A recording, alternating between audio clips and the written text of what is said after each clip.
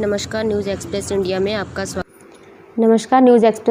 आपका स्वागत है। मैं प्रिया राव और मेरी टीम आज हम लक्ष्य ज्योति संस्था के टीम मेंबर से मिलने आए हैं, जो कि हमें पितृपक्ष के बारे में कुछ जान। ओम नमः नारायण। मैं आचार्य बीना शर्मा, प्रेसिडेंट लक्ष्य ज्योति संस्थान। देखिए, हमारा जो हिंदू कैलेंडर है उसके अकॉर्डिंग हर 3 साल के बाद एक अतिरिक्त मास आता है, जिसे अधिक मास के नाम से जाना जाता है। हमारी जो ज्योतिष गणना है उसके अकॉर्डिंग हमारे सूर्य मास और चंद्र मास पर आधारित होता है। और जो हमारा सूर्य मास है ये 365 दिनों का होता है और जो हमारा चंद्र मास है ये 354 दिनों का होता है। हर साल इसमें 11 दिनों का अंतर होता है और इसी 11 दिनों के अंतर के बाद हर 3 साल के बाद यह एक मास बन जाता है, जिसे अधिक मास के नाम से जाना जाता है। इसे मल मास भी कहते हैं और इसे पुरुषोत्तम मास भी कहते हैं। अतिरिक्त मास होने की वजह से यह मास मलिन हो जाता है और मलिन होने के कारण इसमें कोई भी शुभ कार्य नहीं किया जाता। जब यह मास मलिन हुआ तो यह बहुत दुखी हुआ। इसने कहा कि मेरा कोई अधिपति देव नहीं है और मैं बहुत दुखी हूँ, और यह विष्णु भगवान की शरण में गया। तब विष्णु भगवान ने इसे अपना नाम देकर पुरुषोत्तम मास बना दिया, क्योंकि पुरुषोत्तम नाम विष्णु भगवान का ही एक नाम है, जिससे इसे पुरुषोत्तम मास के नाम से भी जाना जाता है। इस मास के अंदर कोई भी व्रत, पाठ, पूजा और दान पुण्य का बहुत महत्व है। उसका 3 गुना फल हमें मिलता है। पुरुषोत्तम मास के अंदर कोई भी शुभ कार्य नहीं किया जाता, जैसे कि विवाह, शादी, मुंडन और गृह प्रवेश। इसी प्रकार विष्णु भगवान ने मल मास को पुरुषोत्तम मास का नाम देकर और इस साल पितृपक्ष के बाद यही अधिक मास शुरू होने वाला है, जो 18 सितंबर से 16 अक्टूबर तक रहेगा। इसके बाद नवरात्रे होंगे।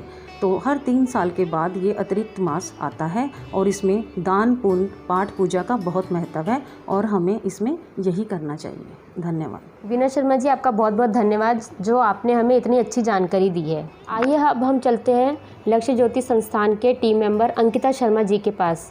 अब इनसे जानकारी लेंगे कि हम इन संस्था में इनका क्या योगदान। साईं राम। मैं अंकिता लक्ष्य ज्योति संस्थान में टैरो रीडर और न्यूमरोलॉजी पढ़ाती हूँ, ज्ञान देती हूँ, और इस संस्था ने मुझे बहुत ही अच्छा मौका दिया है आगे बढ़ने का, जिसका मैं रोहित कुमार जी का बहुत बहुत शुक्रिया करती हूँ और बीना जी का भी शुक्रिया करती हूँ, जिन्होंने मुझे बहुत अच्छा अवसर दिया है और ये सभी को इसी तरह अवसर दिया करते हैं। बहुत बहुत धन्यवाद। के चैनल का मैं विशेष रूप से धन्यवाद करता हूं, अपनी ओर से भी और अपने लक्ष्य ज्योति संस्थान की पूरी टीम की ओर से भी।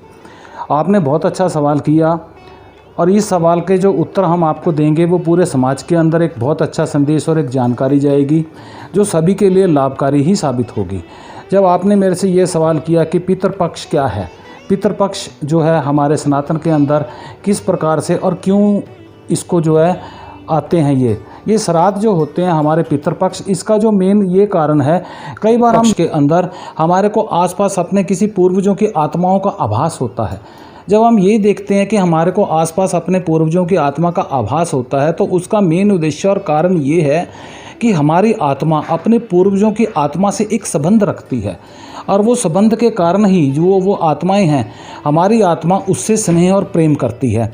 दूसरी बात इसमें ये आती है कि जब हमको वो अपने आसपास इन चीज़ों का एहसास कराते हैं कि वो हैं, और तब हम इस चीज़ को आगे लेके बढ़ते हैं। उसमें हमारे को श्राद्ध पक्ष के अंदर, पितृ पक्ष के अंदर हमारे पूर्वजों का जो है वो तर्पण करना चाहिए और उनका श्राद्ध जो है वो करना चाहिए। उनकी तिथि के हिसाब से हमारे को स्थान जो है वो पूरा स्थान उनका ज्ञात करके और हमारे को उसका तर्पण और श्राद्ध जो है वो हमारे को करना चाहिए।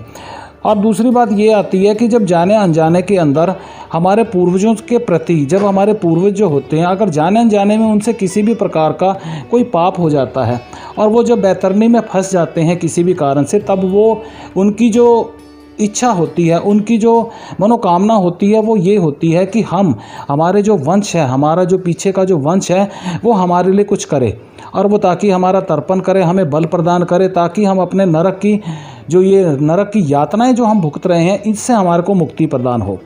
और इसके मुक्ति प्रदान करने के लिए जो मैं आपको कुछ विशेष रूप से कुछ दान पुण्य होते हैं, मैं वो बताने का एक प्रयास करूँगा। कि इसके अंदर सबसे पहली बात ये होती है कि जैसे हम कहा जाता है कि जैसे हम अपने पूर्वजों और पितरों के प्रति जो है हम गाय का दान करते हैं। और गाय का दान हमारे को किसको करना चाहिए? गाय का दान करना चाहिए किसी गरीब को, किसी ब्राह्मण को, किसी धर्म स्थान पे करना चाहिए। और गाय की सेवा हो ताकि बैतरनी नदी के अंदर वो गाय की पूंछ को पकड़कर वो बैतरनी नदी को वो पार कर पाएँ।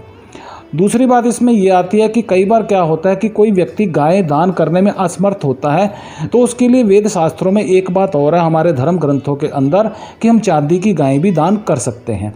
जब हम चांदी की गाय दान कर सकते हैं तो वो भी हमारे को उतना ही फल प्रदान करेगी जितना फल हमारे को ये गाय करेगी।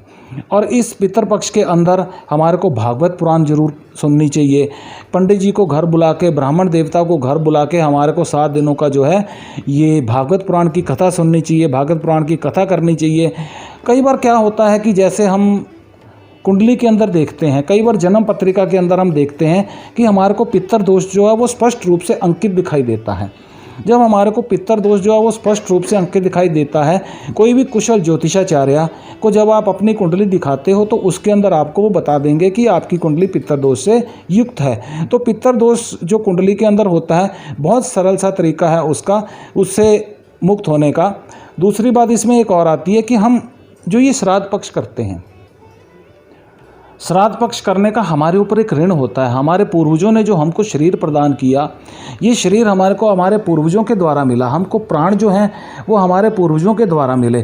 तो हमको इस ऋण से भी मुक्त होना बहुत ज़रूरी है। और ये हम श्राद्ध पक्ष किए बिना हम इन ऋणों से मुक्त नहीं हो सकते।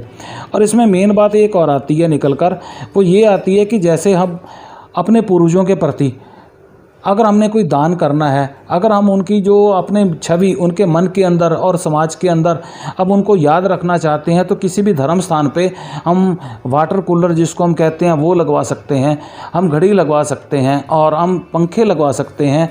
और किसी भी धर्म स्थान के अंदर अगर किसी मंदिर का निर्माण हो रहा है तो उस सामग्री का भी हम दान कर सकते हैं। और वो अपने पूर्वजों प्रति ही हमारे को वो दान करना है। इसके अंदर मैं आपको एक बहुत अच्छी बात कहूँगा आपके चैनल के माध्यम से, ताकि सभी के लिए बात जो है वो काफ़ी लाभदायक साबित होगी। और कुंडली के अंदर अगर किसी भी प्रकार का पितर दोष बनता है तो उससे भी जातक जो है वो काफ़ी हद तक रिलैक्स फील करेगा। अब बात आती है क्या, जैसे मान लो श्राद्ध है, किसी भी व्यक्ति का जो श्राद्ध हम करते हैं अपने पूर्वजों का, हमारे को कुछ धन जो है उस व्यक्ति के अपने पूर्वजों के नाम का वो निकाल के रख लेना चाहिए। जब हमारे को वो धन निकाल के रख लेना चाहिए तो हमारे को वो जो धन है किसी भी गरीब कन्या की शादी में गुप्त रूप से उसकी मदद करनी चाहिए। हमारे को पता है कि ये धन हम अपने पूर्वजों के प्रति उनके नाम का दान कर रहे हैं, लेकिन वो गुप्त रूप से किसी भी गरीब कन्या की शादी में मदद करनी चाहिए, अनाथालय में मदद करनी चाहिए, वृद्ध आश्रम में मदद करनी चाहिए। और दूसरी बात इसमें ये मैं एक और कहना चाहूँगा, जैसे आजकल कोरोना काल चला हुआ है, कोरोना काल के अंदर इस समय हम नदी किनारे, तालाब किनारे, किसी भी जगह पे जाके हम तर्पण नहीं कर पाते। तो इसका ये अर्थ बनता है कि हम घर पे ही करें और घर पे ही हम तर्पण कर सकते हैं, घर पे ही हम श्राद्ध जो है वो पूरे उससे श्रद्धा से कर सकते हैं।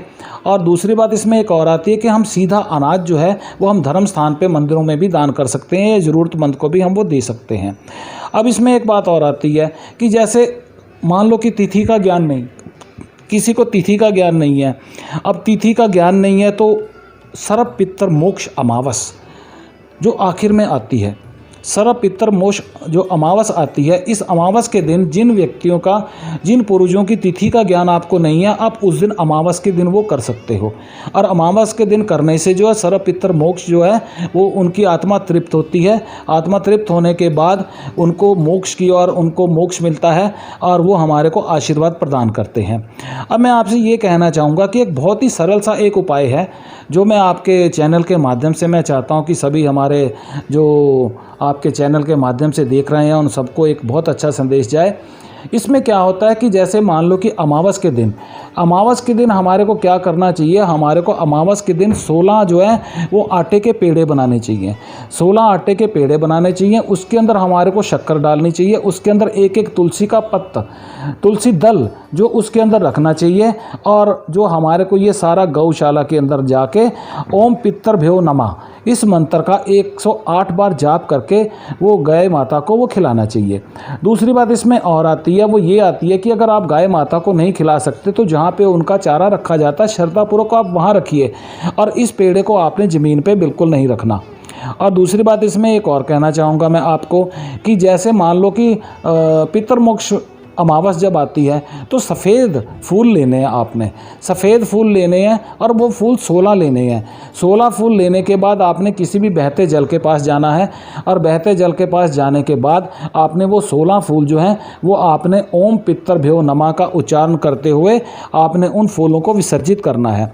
और ये जो अभी मैंने आपको तुलसी का उपाय बताया कि आपने तुलसी दल, इसमें एक बात और आती है जो धर्मशास्त्रों के अनुसार आती है, वो ये आती है कि जो हमारे पूर्वजों और हमारे पितरों की जो चित्र लगे होते हैं, जिस दिन हम श्राद्ध करते हैं, जितने भी श्राद्ध के हमारे जितने भी दिन होते हैं, उसके अंदर तुलसी का दल हमारे को उस चित्र के आगे जरूर भेंट करना चाहिए।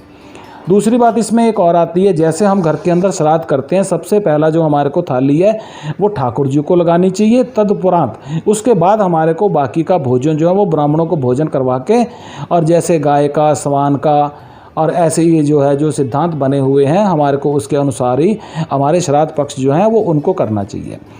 अब बात आती है, आपके चैनल के माध्यम से मैं एक बात और कहना चाहता हूँ कि आप अपने पूर्वजों के प्रति जो भी आप श्रद्धा सुमन भेंट करना चाहते हैं, आप अपने जीवन के अंदर अपनी सामर्थ्य के अनुसार जो भी दान करना चाहते हैं वो किसी गरीब कन्या की शादी में कीजिए, अनाथालय में कीजिए या वृद्ध आश्रम में कीजिए।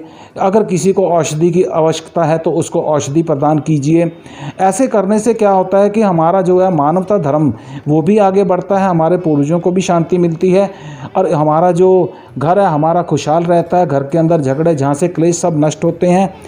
और इसके बाद मैं आपको एक जानकारी और देना चाहता हूँ कि जैसे कहा जाता है कि कई लोगों के ये सवाल होते हैं, कई बार मेरे को भी फ़ोन आते हैं, वो ये कहते हैं कि आचार्य जी आप ये बताइए कि पितृपक्ष के अंदर किसी नई वस्तु को क्यों नहीं क्रय किया जाता, क्यों नहीं खरीदा जाता। तो उसमें ये बात आती है कि जैसे जाने अनजाने में हमारा वंश कब से चला आ रहा है, तो वंश जब से चला आ रहा है हमारे को अपने दादा परदादा जो का उनका हमारे को तिथियां मालूम है, लेकिन जाने अनजाने में जो हमारे पूर्वज जो पहले चले गए, जिन्होंने बैकुंठ चले गए, जिन्होंने इस धरती से शरीर त्याग दिया, तो हमको कैसे मालूम होगा कि कौन सी तिथि को कौन गया।